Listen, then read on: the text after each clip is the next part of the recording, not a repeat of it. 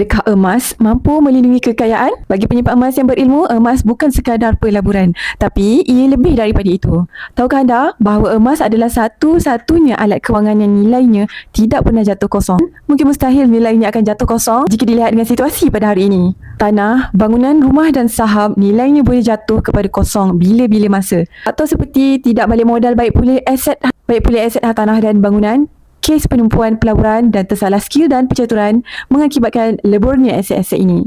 Sebab ianya bergantung kepada jaminan dan permintaan aset tersebut. Manakala emas tidak perlu jaminan daripada mana-mana pihak. Nilainya bergantung kepada berat dan keturunannya sendiri.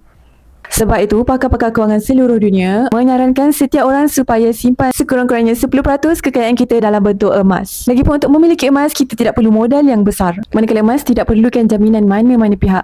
Nilainya bergantung kepada berat dan keturunannya sendiri. Sebab itulah pakar-pakar kewangan seluruh dunia sarankan setiap orang supaya simpan sekurang-kurangnya 10% daripada kekayaan kita ke dalam bentuk emas. Lagipun, untuk memiliki emas, kita tidak perlukan modal yang besar. Kita boleh kumpul kepingan kecil seperti gold bar 1 gram dengan bajet sekitar RM600 ataupun menyimpan emas sikit sedikit dan keluarkan menjadi gold bar di tangan.